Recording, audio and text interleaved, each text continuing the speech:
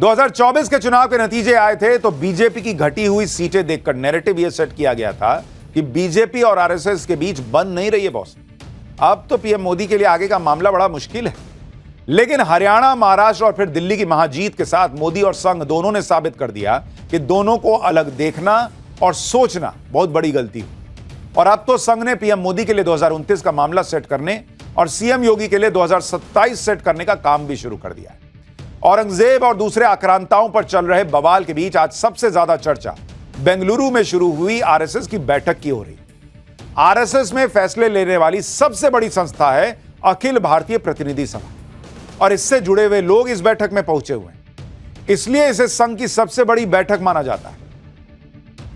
ऐसे में सवाल उठ रहा है कि आरएसएस ने अपनी सबसे बड़ी बैठक के लिए बेंगलुरु को ही चुना क्यों, जबकि हाल ही में दिल्ली में आरएसएस के आलीशान दफ्तर का उद्घाटन हुआ। इसके अलावा नागपुर में आरएसएस का मुख्यालय भी है। ऐसे में भाई नया दफ्तर छोड़कर बेंगलुरु में संघ की बैठक क्यों हो रही? इसे 2029 लोकसभा चुनाव में जीत के ब्लूप्रिंट के साथ जोड़कर देखा जा रहा है। माना जा रहा है कि हरियाणा, महाराष्ट्र और दिल्ली में जीत के साथ ही संघ अब चौथी बार मोदी सरकार बनाने के लिए ग्राउंड वर्क शुरू कर चुका है। क्योंकि आप अगर देखेंगे, आज बेंगलुरु में आरएसएस की अखिल भारतीय प्रतिनिधि सभा की बैठक के पहले दिन प्रयागराज महाकुंभ की गूंज सुनाई दी। आरएसएस ने महाकुंभ के सफल और भव्य आयोजन के लिए मोदी सरकार और योगी सरकार की जमकर तारीफ की। महाकुंभ के सफल आयोजन को सनातन संस्कृति के लिए गर्व का पल बताया गया। साथ ही कहा गया कि महाकुंभ के आयोजन ने पूरी दुनिया में सनातन संस्कृति का झंडा बुलंद किया। यानी पीएम मोदी ने सनातन के गौरव और देश के गौरव को स्थापित करने के लिए जो लकीर खींची है, आज आरएसएस ने भी उसे और लंबा करने का संकेत दिया। 2029 के लिए संघ ने क्या मेगा प्लान बनाया है और सीएम योगी ने किसके लिए कुर्सी छोड़ने तक का ऐलान कर दिया था, इसकी पूरी डिटेल पाठशाला में आज आपको बताऊंगा। मिशन 2029 के लिए बीजेपी की जो सबसे बड़ी दुविधा है वो दक्षिण भारत के राज्यों में लोकसभा सीटों को बढ़ाने की। आप देखिए कि इस पर भी आरएसएस ने कैसे होमवर्क शुरू कर दिया है। इस बार आरएसएस की बैठक कर्नाटक में हो रही। इससे पहले पिछले साल अगस्त में आरएसएस ने केरल में बैठक की थी बॉस, और उससे पहले साल 2023 में तमिलनाडु में आरएसएस की बैठक हुई थी। यह सिर्फ इत्तेफाक नहीं है कि आरएसएस की हर साल यह बड़ी बैठक दक्षिण के राज्यों में हो रही है। दरअसल संघ की नजर दक्षिण भारत के 5 राज्यों की 129 सीटों पर। कर्नाटक में लोकसभा की 28 सीट है, तमिलनाडु में 39 सीट, आंध्र प्रदेश में 25 और तेलंगाना में 17 के अलावा केरल में 20 लोकसभा सीटें। और 2024 के लोकसभा चुनाव की बात करें तो बीजेपी इन 5 राज्यों की 129 सीटों में से 29 सीटें सिर्फ जीत पाई थी। संघ अच्छी तरह जानता है कि अगर दक्षिण भारत में बीजेपी की सीटें बढ़ी तो 2029 में नरेंद्र मोदी का फिर से प्रधानमंत्री बनना कोई मुश्किल बात नहीं। भाई नॉर्थ में तो ऑलरेडी सेट है, अभी महाराष्ट्र दिखा दिया, हरियाणा दिखा दिया, दिल्ली दिखा दिया, अब दक्षिण सेट करना है। और इसके लिए यह भी चर्चा है कि इस बार बीजेपी का अध्यक्ष भी हो सकता है दक्षिण भारत से कोई बन जाए।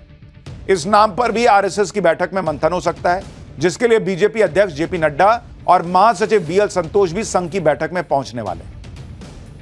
यह भी देखिए कि संघ और बीजेपी किस तरह एक ही लाइन पर चल रहे हैं। जिस तरह पीएम मोदी हिंदुओं के एकजुट होने की बात कर रहे हैं, उसी तर्ज पर संघ ने भी प्लान तैयार किया है कि 2029 तक हिंदू धर्म को मानने वाली हर जाति तक पहुंचना है और हर जाति को प्रतिनिधित्व दिया जाना है। इसकी झलक आरएसएस की बैठक में एनुअल रिपोर्ट में दिखी। आरएसएस की रिपोर्ट में जिन 4 बड़े मुद्दों को उठाया गया है, उनमें उत्तर और दक्षिण भारत के बीच विवाद का भी जिक्र किया गया। आरएसएस ने अपनी रिपोर्ट में कहा है कि देश की एकता को चुनौती देने वाली शक्तियां समय समय पर सिर उठाती रही हैं, जहां भाषा, प्रांत, जाति, पंथ के नाम पर षड्यंत्र रचकर माहौल खराब किया जाता रहा है। आगे आरएसएस ने अपनी रिपोर्ट में लिखा है कि दक्षिण और उत्तर भारत में खाई बढ़ाने का काम राजनीति के लिए किया जा रहा है और आरएसएस हमेशा क्षेत्रीय भाषाओं को मजबूती देने का काम करता है। अगर तमिलनाडु में है तो तमिल सीखिए, दिल्ली में है तो हिंदी सीखिए। संघ इसी विचारधारा पर काम करता है। यानी तमिलनाडु में हिंदी को लेकर जो विवाद चल रहा है, उसको लेकर भी आरएसएस ने वही स्टैंड लिया जो केंद्र सरकार ने लिया है। नरेंद्र मोदी को लेकर संघ ने जो सॉलिड प्लान तैयार किया है, वो इंडी गठबंधन की टेंशन बढ़ाने वाला है। क्योंकि लोकसभा चुनाव के बाद इंडी गठबंधन ये नैरेटिव सेट करने में जुट गया है कि बीजेपी और संघ के बीच सब कुछ ठीक नहीं चल रहा। इंडी गठबंधन लगातार ये ढोल पीटता रहा कि लोकसभा चुनाव में बीजेपी के प्रदर्शन पर इसी का असर पड़ा। लेकिन लोकसभा चुनाव के बाद हरियाणा, महाराष्ट्र और दिल्ली चुनाव ने इंडी गठबंधन का नैरेटिव खत्म कर दिया। अब तो संघ ने 2029 लोकसभा चुनाव की पिक्चर अभी से तैयार कर ली, जिसके ब्लूप्रिंट पर बेंगलुरु में मंथन हुआ। इस ब्लूप्रिंट के 5 पॉइंट तय हुए हैं। पहला, हिंदू धर्म की सभी जातियों में पैठ बनाना, जाति जनगणना का समर्थन करना, यह आरएसएस ने कहा है, यह उसका प्लान है। दूसरा, कुटुंब प्रबोधन के जरिए 30 करोड़ परिवारों तक पहुंचे। तीसरा, महिलाओं के लिए 33% आरक्षण जल्द से जल्द लागू करवाना। चौथा, संघ की छत्र छाया तले काम करेगी बीजेपी। और पांचवा, संघ और सरकार बेहतर तालमेल के साथ काम करेगी। राष्ट्रीय स्वयंसेवक संघ अगर कोई प्लान बनाता है तो उसे जमीन पर भी उतारता है। हवाई बातें नहीं करती आरएसएस। संघ की ताकत ही यही है कि वो जमीन पर काम करता है। अब यह भी देखिए कि संघ कैसे अपने प्लान को एग्जीक्यूट करता है, जिसकी जानकारी आरएसएस की इस एनुअल रिपोर्ट में दी गई है। पिछले 1 साल में देश में संघ की 10,000 से ज्यादा शाखाएं बढ़ चुकी हैं। 1 साल के अंदर इस समय संघ देश भर में 83,129 जगहों पर शाखाएं लगा रहा है। इनमें से 51,710 जगहों पर तो हर रोज शाखाएं लगती हैं। इस समय देश भर में आरएसएस से जुड़े अलग अलग संगठनों की 1,15,276 गतिविधियां चल रही हैं। यानी संघ लगातार जमीन पे काम करता है बॉस। और इसलिए जब संघ के लोग जाकर कहते हैं कि देश हित में यह है, तो पब्लिक को लगता है कि भाई ये तो अपने बीच का आदमी कह रहा है, ये नहीं कि कोई चुनाव देखकर आया है, फायदा लेकर आया है। इस बार विजयदशमी पर संघ को 100 साल हो जाएंगे, लेकिन इसके बावजूद संघ का संगठन युवा है, क्योंकि हर साल कई युवा इससे जुड़ रहे हैं। बेंगलुरु में नरेंद्र मोदी को लेकर प्लान 2029 पर ऐसे वक्त में मंथन हो रहा है जब इसी महीने के आखिर में यानी 30 मार्च को प्रधानमंत्री मोदी को भी नागपुर जाना है। नागपुर में औरंगजेब की कब्र को लेकर हुए बवाल के बाद यह पीएम मोदी का पहला नागपुर दौरा हो रहा है। और लोकसभा चुनावों के बाद यह संघ प्रमुख मोहन भागवत से पीएम मोदी की पहली मुलाकात होगी।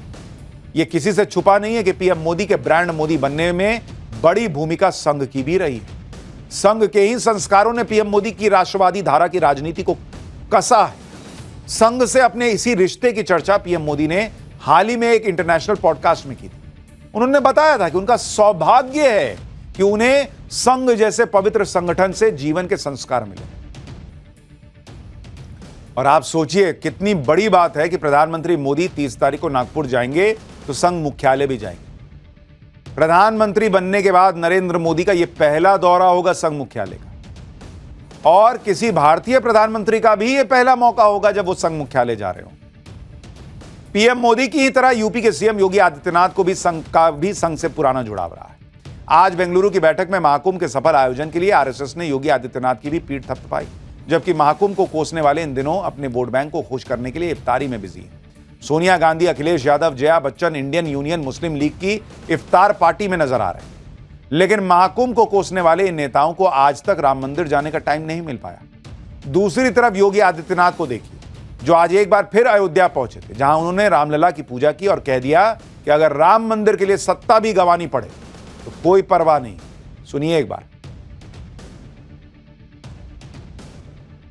मुझे कोई समस्या नहीं थी, लेकिन शासकीय व्यवस्था जिस नौकरशाही से जकड़ी होती है, उस नौकरशाही में एक बड़ा वर्ग ऐसा था जो कहता था कि मुख्यमंत्री के रूप में अयोध्या जाने से विवाद खड़ा होगा।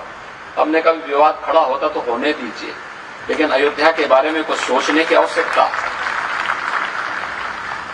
फिर एक वर्ग ऐसा था जिसने कहा कि आप जाएंगे फिर राम मंदिर की बात होगी। तो मैंने कहा कौन, हम सत्ता के लिए आए हैं, राम मंदिर के लिए सत्ता भी गंवानी पड़ेगी तो कोई समस्या नहीं होनी चाहिए। यही बीजेपी की यूएसपी है बॉस। प्रधानमंत्री मोदी से लेकर योगी आदित्यनाथ तक सबका विजन क्लियर है, अमित शाह तक का विजन क्लियर है। हर नेता का की सोच जो है ना, वो आपको समझ में आती है कि ये काम क्यों हो रहा है। राजनीति अपनी जगह है, रणनीति बनाना अपनी जगह है, लेकिन देश को लेकर जो सोच है वो विजन एकदम साफ है। आज आप गृह मंत्री अमित शाह के 2 बयान सुनिए। संसद के अंदर खड़े होकर डंके की चोट पर अमित शाह ने सरकार का विजन सबको बताया। कहा कि चाहे कश्मीर से लेकर पंजाब तक जो भी उत्पात मचाता है, टेंशन क्रिएट करता है, उसका इलाज हम लोग कर देते हैं। आतंकियों को तो आंख के बीच गोली मारते हैं। सुनिए एक बार। किसी सदस्य ने ठीक ही कहा था, पैदल यात्रा निकाली, कश्मीर तक गए,